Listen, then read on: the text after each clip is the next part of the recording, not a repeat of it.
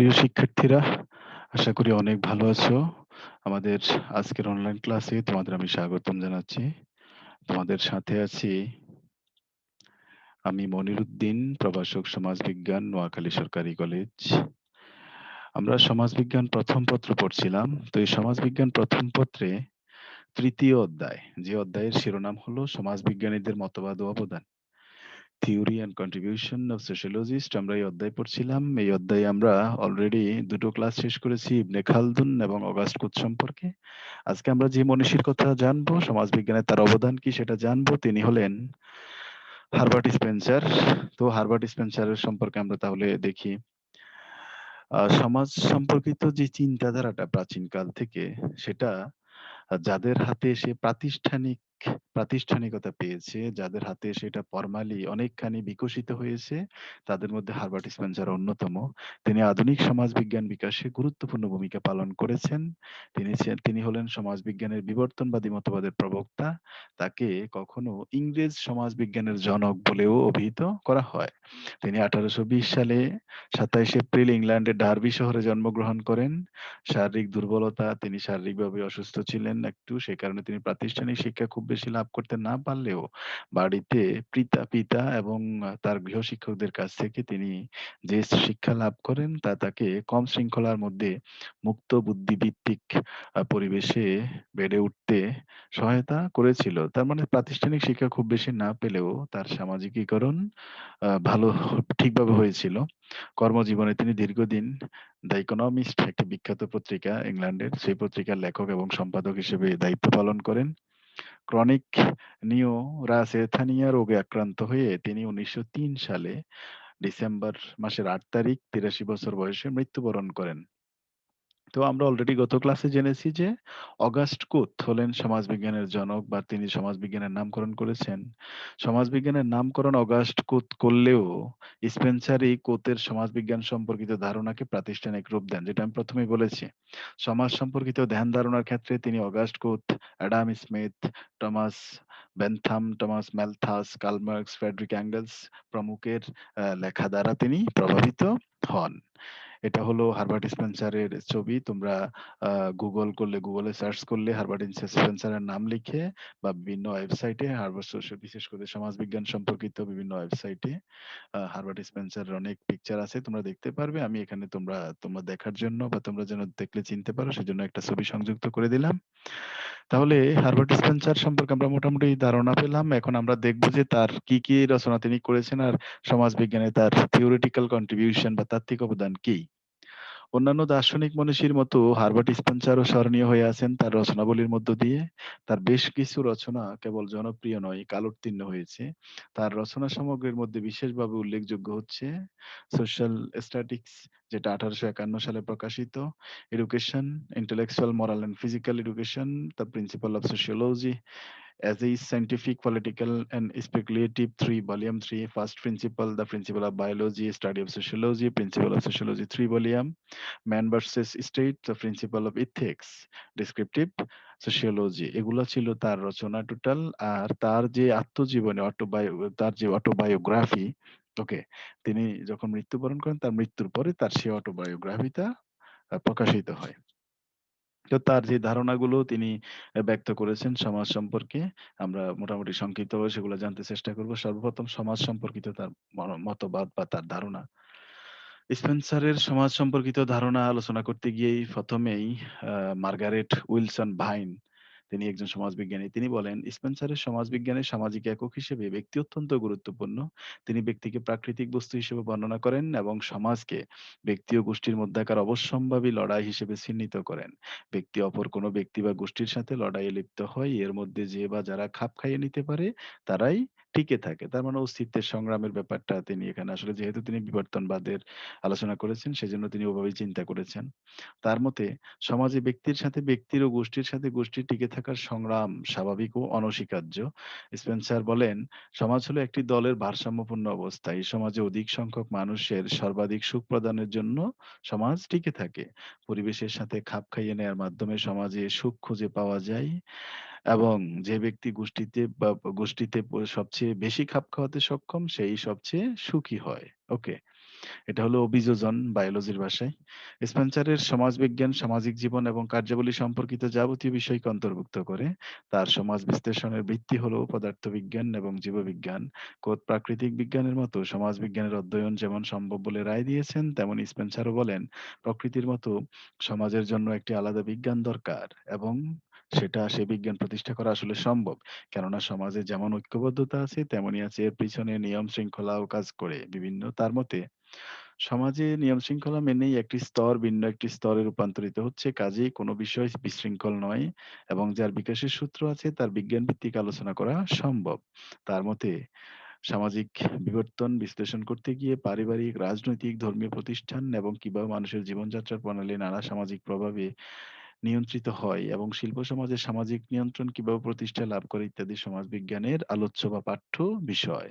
তার সামাজিক বিবর্তন তত্ত্বের যে ৪ টা প্রধান ব্যাখ্যা রয়েছে সেগুলো হলো আধুনিক সামাজিক অবস্থার উত্তরণ। তিনি সমাজের বিবর্তন ব্যাখ্যা করতে গিয়ে এগুলো ব্যাখ্যা করেছেন যে আধুনিক সামাজিক অবস্থা কিভাবে আসলো, সামাজিক ব্যবস্থার সম্মিলন থেকে একটি কার্যকর ব্যবস্থায় কিভাবে একটি পুরা টোটাল সামাজিক ব্যবস্থা একটা কার্যকর সমাজের চলমান ব্যবস্থা হিসেবে প্রতিষ্ঠিত হলো।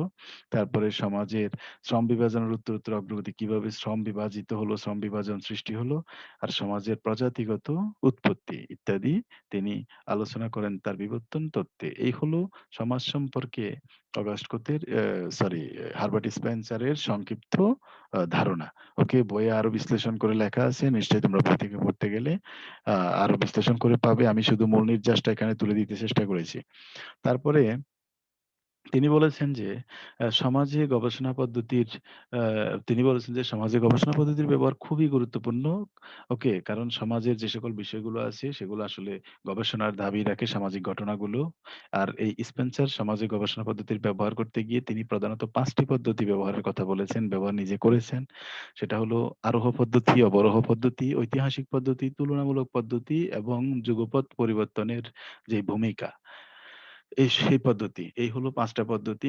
আরোহ পদ্ধতির মাধ্যমে স্পেন্সার উপাদানের সামান্য পরিবর্তনের ফলে কিভাবে সামগ্রিক পরিবর্তন ঘটে এবং অবরোহ পদ্ধতির মাধ্যমে সমাজের সামগ্রিক বিবর্তনের ফলে কিভাবে ক্ষুদ্র, ক্ষুদ্র অংশও পরিবর্তিত হয় তা দেখানোর চেষ্টা করেছেন। এছাড়া সমাজের উদ্ভব, বিকাশ, বিবাহ, পরিবার, সম্পত্তি, নেতৃত্ব প্রভৃতি ক্ষেত্রে প্রাথমিক ধারণা অর্জন বা উপস্থাপনের ক্ষেত্রে তিনি ঐতিহাসিক পদ্ধতি ব্যবহার করেছেন।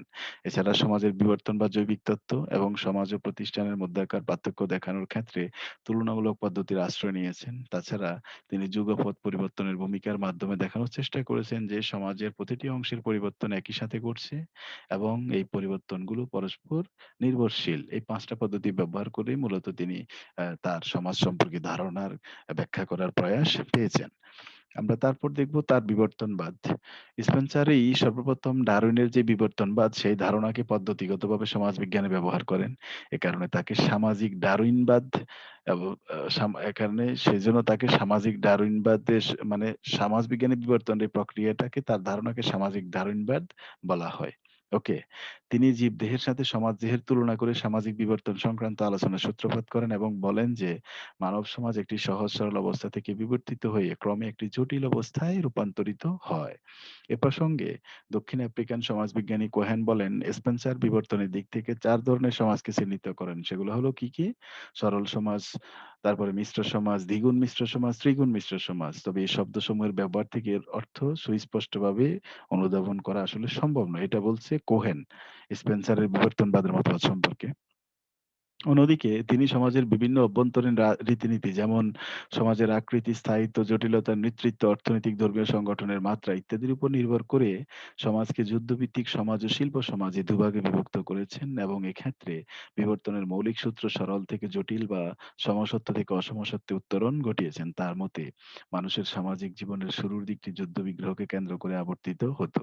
মানব সমাজের শুরুতে যুদ্ধ বিগ্রহে ক্ষতবিক্ষত থাকায় সমরনায়করাই এই ধরনের সমাজে অধিকতর আধিপত্য বিস্তার করতে পারত। এটা এটা তিনি বলেছেন। এই যুদ্ধ ছিল ১ম এ প্রকৃতির সঙ্গে, পরে গোষ্ঠীতে, গোষ্ঠীতে, তারপরে উপজাতি, জাতিতে, জাতিতে। যাই হোক, স্পেন্সারের ধারণায় যুদ্ধবিগ্রহ আর সমাজ আসলে আদিম উপজাতীয় সমাজ থেকে সামন্ততন্ত্র পর্যন্ত পরিব্যাপ্ত। অন্যদিকে যখন শিল্প বিপ্লব সংগঠিত হলো ইংল্যান্ডে ১ম, তখন যুদ্ধবিগ্রহের বদলে শান্তি প্রতিষ্ঠিত হলো।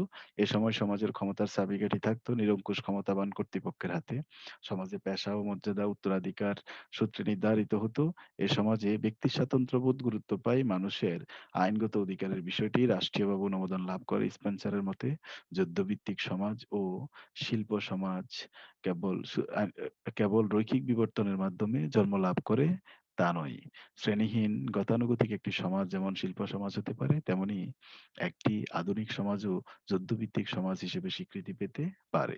এক্ষেত্রে সমাজের জটিল রূপ দিয়ে সমাজের চরিত্র নির্ণীত হয় না, বরং সমাজের বহি অংশের সাথে বিরাজমান দ্বন্দ্বের ভিত্তিতেই সমাজের চরিত্র নির্ণীত হয়। এ হলো বিবর্তনবাদ সম্পর্কে হারবার্ট স্পেন্সারের কথা। আমরা তারপরে দেখব হারবার্ট স্পেন্সারের জৈবিক সাদৃশ্য মতবাদ। হারবার্ট স্পেন্সার হলেন জৈবিক মতবাদের প্রধান এক প্রবক্তা। তিনি সমাজকে জৈব পরিবর্তনের আঙ্গিক থেকে বিশ্লেষণ করেছেন, ব্যাখ্যা করেছেন। তিনি বিজ্ঞানের দুটি ভিন্ন শাখা পদার্থবিজ্ঞান ও জীববিজ্ঞান থেকে ভিন্ন ভিন্ন মত গ্রহণ করে সমাজ বিজ্ঞানে তা প্রয়োগ করার চেষ্টা করেছেন এবং সমাজ যে একটি সচেতন ক্রমবিকাশ সত্তা এটা প্রমাণে করতে সচেষ্ট হন এবং সেটা প্রমাণ করতে তিনি সক্ষম হন। সমাজ বিজ্ঞানে বৈজ্ঞানিক দৃষ্টিকোণ প্রয়োগের বিষয়টিকে আরো সুদৃঢ় ভিত্তিতে স্থাপন করেন।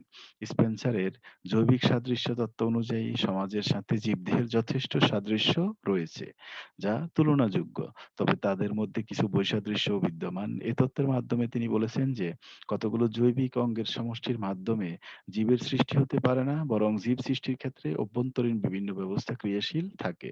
তার মতে সমাজকে একটি জীবন্ত সত্তারূপে বিবেচনার মাধ্যমে সমাজের বিভিন্ন অঙ্গ-প্রত্যঙ্গ তথা সমাজের অভ্যন্তরস্থ যে সকল প্রতিষ্ঠান আছে সেই প্রতিষ্ঠানগুলোকে আলাদাভাবে চিহ্নিত করে তাদের কার্যাবলী ও তাদের মধ্যকার আন্তঃসম্পর্ককে বিশ্লেষণ করতে হবে।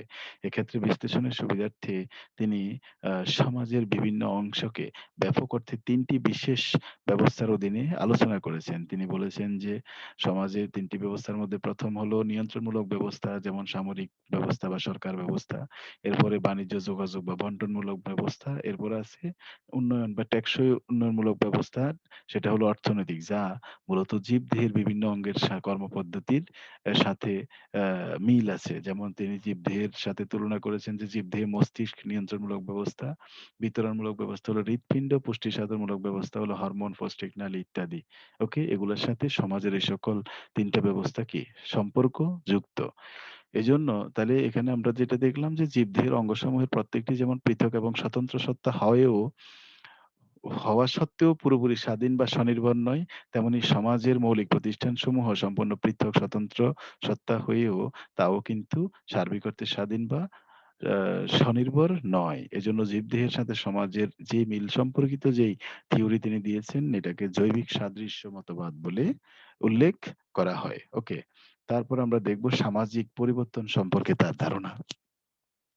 সামাজিক পরিবর্তনের বিষয়ে স্পেন্সারের অভিমত হলো জগতের সকল বিষয় পরিবর্তনশীল এবং পরিবর্তনের মাধ্যমে তা অপেক্ষাকৃত জটিল আকার ধারণ করে। তিনি সামাজিক পরিবর্তনের কারণ ও প্রভাব বিশ্লেষণের ক্ষেত্রে যে উপাদানগুলোকে চিহ্নিত করেছেন আ মূলত মূলত মুখ্য বৈশিষ্ট্যসমূহ এবং বিভিন্ন আ পরিবেশগত মুখ্য এবং গৌণ এই ২ ভাগে তিনি ভাগ করেছেন। তো মুখ্যর মধ্যে যেটা আছে সেটা হলো সমাজের ব্যক্তির চরিত্র তথা মানুষের শারীরিক, আবেগিক, বুদ্ধিবৃত্তিক বৈশিষ্ট্য, পরিবেশগত উপাদান, আবহাওয়া, তাপমাত্রা, উদ্ভিদ পানিকুল ইত্যাদি পরিবর্তনের কারণ হিসেবে তিনি মুখ্য আর গৌণ ২ টার কথা বলেছেন। আর গৌণ উপাদানগুলো হলো মানবসৃষ্ট উপাদান যেমন সমাজ, ব্যক্তির পারস্পরিক প্রভাব, ভাষা, জ্ঞান, বিভিন্ন বস্তুগত বিষয় ইত্যাদি। ওকে? তারপরে পার্শ্ববর্তী সমাজসমূহের সাথে সংগ্রাম ইত্যাদি। তাহলে সামাজিক পরিবর্তনে তার মতবাদ অনুযায়ী তিনি এই ২ ধরনের উপাদানের কথা উল্লেখ করেছেন এবং এভাবেই তিনি বলেছেন যে সকল সমাজ এভাবে অন্যান্য সকল বিষয়ের মতো সরল থেকে পরিবর্তিত হয়ে জটিল আকার ধারণ করে। আমরা তারপরে দেখব অগাস্ট কোথের আদর্শ সমাজ সম্পর্কিত ধারণা। সরি, স্পেন্সারের আদর্শ সমাজ সম্পর্কিত ধারণা। স্পেন্সার তার সোশ্যাল স্ট্যাটিক্স নামক গ্রন্থে একটি আদর্শ সমাজের রূপরেখা অঙ্কন করেছেন। তিনি বাস্তব রাষ্ট্রের বিরোধী ছিলেন। তার মতে বিশ্বে মৌলিক বিষয় হলো ব্যক্তির স্বাধীন সামর্থ্যকে প্রয়োগ করা। যেখানে ব্যক্তির সুখ নিহিত। আর এই সুখ অর্জনের জন্য প্রত্যেক ব্যক্তির সমান স্বাধীনতা থাকা উচিত। স্পেন্সার ছিলেন ঊনবিংশ শতাব্দীর ব্যক্তি স্বাতন্ত্র্যবাদের একজন প্রধান প্রবক্তা, প্রধান দার্শনিক। তার মতে ব্যক্তি স্বাতন্ত্র্যবাদ জীবন ও চিন্তাধারার সব ক্ষেত্রেই প্রসারিত থাকবে। তিনি ব্যক্তি স্বাতন্ত্র্যবাদের দর্শন সম্পর্কে আলোচনা করতে গিয়ে রাষ্ট্রের কাজ কি হওয়া উচিত সে সম্পর্কে আলোচনা করেন। তার মতে রাষ্ট্রের কার্যাবলী কেবল আইন ও শৃঙ্খলা রক্ষার কাজে সীমাবদ্ধ থাকা উচিত, যাতে মানুষের প্রাকৃতিক অধিকারগুলো সংরক্ষিত হয়। তিনি বলেন ধর্ম, ব্যবসা বাণিজ্য, সাম্রাজ্য বৃদ্ধি, সাহায্য প্রদান, এমনকি শিক্ষাকেও রাষ্ট্রের নিয়ন্ত্রণ করা উচিত নয়। এছাড়া তার মতে রাষ্ট্র কর্তৃক মুদ্রা ব্যবস্থা নিয়ন্ত্রণ এবং ডাক বিভাগ পরিচালনা না করাই ভালো। তিনি অর্থনৈতিক ক্ষেত্রে অবাধ প্রতিযোগিতায় বিশ্বাস করতেন। এই যে একটা আদর্শ সমাজ কেমন হবে, আদর্শ রাষ্ট্র কেমন হবে, রাষ্ট্রীয় সমাজ কেমন হবে, সেই সংক্রান্ত সোশ্যাল স্ট্যাটিক গ্রন্থে তিনি তার এই ধারণাগুলো ব্যক্ত করেন। ওকে? তারপরে জনসংখ্যা সম্পর্কে হারবার্ট স্পেন্সারের ধারণা। স্পেন্সারের জনসংখ্যা বিষয়ক যে ধারণা সমাজবিজ্ঞানের সেটিও খুব গুরুত্বপূর্ণ। তার মতে বিবর্তনের ধারায় ক্রমশ মানব প্রজাতির অগ্রগতি সাধিত হয় এবং এই অগ্রগতির সাথে সাথে ক্রমশ মানুষের বংশবৃদ্ধির ক্ষমতা হ্রাস পেতে থাকে। স্বাভাবিকভাবে পৃথিবীতে কোনো প্রাণীর বংশবৃদ্ধির মাধ্যমে যদি জনসংখ্যা হলে প্রাকৃতিক ভারসাম্য ব্যাহত হয়। ফলে অন্যান্য প্রক্রিয়া কার্যকর হওয়ার মাধ্যমে জনসংখ্যা কমে পুনরায় প্রাকৃতিক ভারসাম্য ফিরে আসে। স্পেন্সার বলেন জীবের জন্ম ও ধ্বংস প্রক্রিয়া সমশক্তিতে একযোগে কাজ করে। এক্ষেত্রে কোনো বিশেষ প্রাণীর দ্রুত গতিতে বংশবৃদ্ধি করার অর্থ হলো ধ্বংসশীল শক্তিসমূহ তার উপর যথাযথভাবে কার্যকর হচ্ছে না। আবার বিপরীত দিকে এটাও সত্য যে বিবর্তনের প্রতিটি ধাপেই জীবের উন্নতি সাধন হয়। স্পেন্সারের মতে প্রতিটি জীব ও প্রজাতির ধ্বংসশীল শক্তিসমূহকে প্রতিরোধ করার ক্ষমতার একটি নির্দিষ্ট সীমা আছে। যদি জীবন রক্ষার জন্য সে শক্তি বেশি পরিমাণে ব্যয় হয় তবে বংশবৃদ্ধির ক্ষেত্রে তার প্রভাব পড়ে। তার মতে বিবর্তনের ফলে ব্যক্তিসত্তার উন্নয়ন ঘটে এবং ফলশ্রুতিতে বংশবৃদ্ধির ক্ষমতা হ্রাস পায়। তার ভাষায় তিনি এ প্রক্রিয়াকে জনসংখ্যার যেই ক্রমবর্ধমান বা একটা ভারসাম্যপূর্ণ অবস্থা বলে তিনি অভিহিত করেন। ওকে? তাহলে আমরা পরিশেষে হারবার্ট স্পেন্সারের যে মতবাদগুলো বা সমাজবিজ্ঞানে তার যে অবদান সে সম্পর্কে আমরা যা জানলাম, এখন পরিশেষে আমরা বলতে পারি যে সমাজবিজ্ঞানের উদ্ভব ও ক্রমবিকাশে স্পেন্সার শক্তিশালী গতি দ্বারা সৃষ্টি করেছেন। সমাজবিজ্ঞানকে প্রাতিষ্ঠানিক বিজ্ঞান হিসেবে প্রতিষ্ঠিত করার ক্ষেত্রে, বিকাশের ক্ষেত্রে তার অবদান নস্বীকার্য। কিন্তু তারপরেও তার কিছু মতবাদ নিয়ে কিছু বিতর্ক রয়েছে। ওকে? যেমন তার সামাজিক বিবর্তন সংক্রান্ত মতবাদটি অনেক সমাজবিজ্ঞানী গ্রহণ করতে আগ্রহী নয়। কিন্তু তারপরেও সমাজতাত্ত্বিক তার সমাজতাত্ত্বিক অবদানের মাধ্যমে সমাজবিজ্ঞান আলাদা বিজ্ঞানে পরিণত হয়েছে। কোচ সমাজবিজ্ঞানের নামকরণ করলেও মানবজ্ঞানের একটা যে শাখা সমাজবিজ্ঞান সেটাকে প্রতিষ্ঠিত করতে স্পেন্সার খুবই গুরুত্বপূর্ণ ভূমিকা পালন করেছেন। তো সেজন্য অন্যান্য অনেক সমাজবিজ্ঞানী, অনেক মনীষীর সাথে সমাজবিজ্ঞানে হারবার্ট স্পেন্সারের মতবাদকেও অস্বীকার করা যায় না।